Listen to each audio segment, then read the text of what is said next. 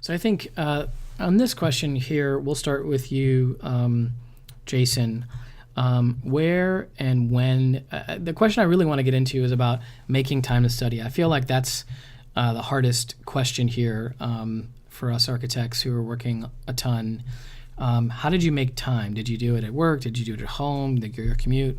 Talk us through allocating time to study. Sure. For the most part, I studied on my commute, so maybe 45 minutes in the morning on the way to work, whether it was on the train or a bus or, in a taxi, whatever it was. And I would definitely study for an hour straight at lunch. I would bring my lunch from home every day. I wouldn't go out with people from the office. I would definitely take that hour and use it to my benefit when things were quieter in the office, or schedule a conference room just to hide away in. And then I would try and study on my commute on the way home. That would give me more time at home to relax, eat dinner, kind of not think about things. So I was trying to get in, an average of 2 to 3 hours a day, which was enough for me. It's funny. And it would also leave a little bit of time on the weekends to not focus on studying. So then you kept your weekends free. All right, that's good. You're making me salivate because I'm remembering the breakfast place where I used to study in the mornings. They had the best sausage sandwich. I would always get it, and they had really good coffee. And now that's all I can think of right now. Ivan, what about you? Yeah, I stuck with my childhood ritual. For me, like studying, and the most important thing is to know yourself. Like, don't make a study regimen that doesn't fit your personality and your likes. I need peace and quiet to study. I'm not a morning person. I'm a night owl, but ever since I was a kid, like I would wake up at 5:30 in the morning to study. So I did that. I woke up every morning at 5:30 and studied for 2 hours before going to work. So I'd study from 5:30 to 7:30. And then I get ready for work, and then I leave and go to work. And I basically kept that ritual going. And on the weekends, I would do practice exams. So all day on Saturday, I would basically do a practice exam, or as many. So on the quantitative exams, basically I did as many practice problems as I could, because again, it's just like the repetition will help you solve them without thinking about them. And then once I had gotten to a certain point where I was passing enough of the questions on the practice exam, I was like, all right, I'm not going to study anymore. I'm just going to take it. Oh, and the day before the exam, since we had time off from work, if you had an exam, I just take that day off and then basically play video games all day to relax before going in. Awesome. Anne, how about you?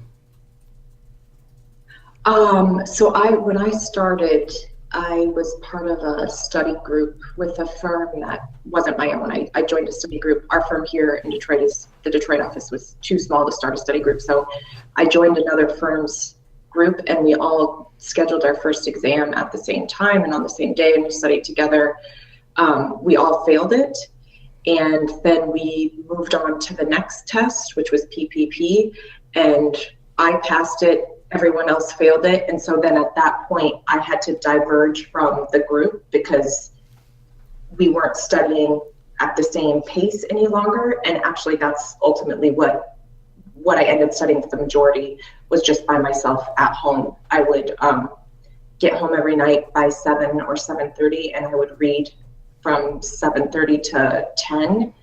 And then I didn't really do much on weekends until the weekend. I would always schedule my exam on a Monday, and I would just cram, which I know is not everybody's test style, but that's the way that I work. And I would do 2 12-hour days essentially of studying the weekend before my Monday exam. And it was terrible, but it happened and I did it. Yeah, okay. On Mondays. Okay, and then you did 2-day cram session. Yep. Before. Okay. Beautiful. It's so cool. You guys have, it's awesome. What a great mix here. Stephanie, how about yourself? Yeah, I'd say so. During the week, I definitely used Ivan's method and woke up early, got the studying done while I was fresh before work. But I also studied pretty heavily on the weekends, and when it got to be just too much, when you're constantly studying at home, it starts to get kind of boring. I would look for creative ways to take my studying with me. And one of my favorite ways was I would take my tent and study materials to the lake, set my tent up, study inside because there were no bugs. You didn't have to worry about when the wind blew. And then, take an hour break, go enjoy the lake, and then come back and study. So that way you got to be outside, enjoy the fresh air, but still get your studying done. That's awesome. Yeah, that's a good one. I like that. I guess in Chicago we could build a little igloo or something like that. Jason, is that what we should? I don't know. Maybe something like that. All right. Good deal, guys. So again, quite a range, and I think that's what's so cool about this session is here are 4 people who passed. They're licensed, and they totally did it in different ways. So again, I think the idea here, right, is a lot of people are looking for the way, like what is the way to do it, and the answer I think in a lot of cases is, Ivan, as you said, and others, know yourself, and what's the best way for you to do it, and relax about being different than others. If you've got an awesome idea like taking the tent to the lake, go do it. In fact, I know that I had someone who passed. In fact, I think she may have participated in a previous one. She went camping, I think, and she would study while she was camping, which sounds kind of awesome. So maybe the moral here is to make studying kind of awesome if you can.